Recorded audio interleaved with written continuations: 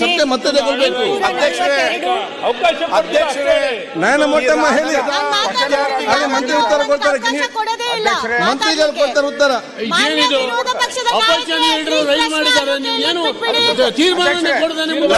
ಲಕ್ಷ್ಮೀ ಹೆಬ್ಬಾಳ್ಕರ್ ತೀರ್ಮಾನ ಕೊಡಿ, ಪ್ರಶ್ನೋತ್ತರ ಮುಗಿಲಿ.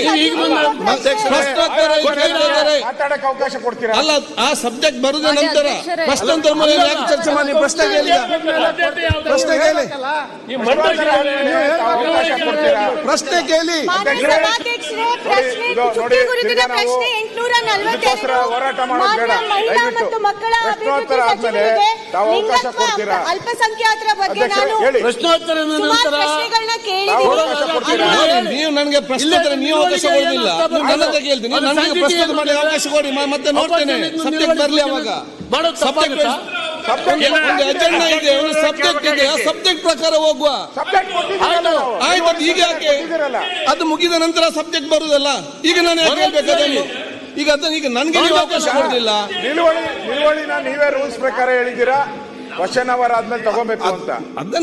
ಕ್ವಶನ್ ಮುಗಿಬೇಕಲ್ಲ, ಈಗ ಕ್ವಶನ್ ಅವರ್ ಮೇಲೆ ಕೊಡ್ತೀರಲ್ಲ. ನೋಡಿ, ತುಂಬಾ ಇಂಪಾರ್ಟೆಂಟ್ ಕ್ವೆಶ್ಚನ್ ಇಡೀ ರಾಜ್ಯಕ್ಕೆ.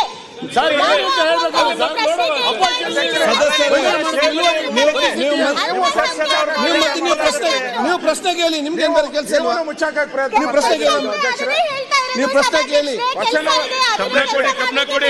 ನೀವು ಅವರನ್ನು ನೋಡ್ಬೇಡಿ, ಮಂತ್ರಿಯನ್ನು ನೋಡಿ ನೀವು.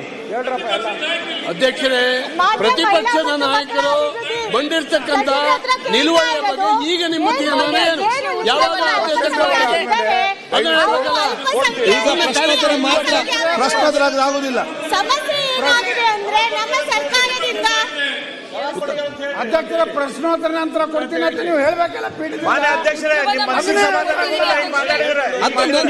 ಈಗ ಸಬ್ಜೆಕ್ಟ್ ಅಲ್ಲ, ಈಗ ಸಬ್ಜೆಕ್ಟ್ ಪ್ರಶ್ನೋತ್ತರ ಮಾತ್ರ. ಅದನ್ನ ಮತ್ತೆ ಸಬ್ಜೆಕ್ಟ್ ಹೇಳಿ, ಯಾವಾಗ ಕೊಡ್ತೇವೆ. ನಾವು ಕೂಡ ಸಹಕಾರ ಕೊಟ್ಟಿದ್ದೇವೆ ನಿಮ್ಗೆಲ್ಲರಿಗೂ ಕೂಡ. ಈಗ ಈಗ ಪ್ರಶ್ನೋತ್ತರ ಹೇಳುವಾಗ ನಾನು ಹೇಗೆ ಹೇಳಿ?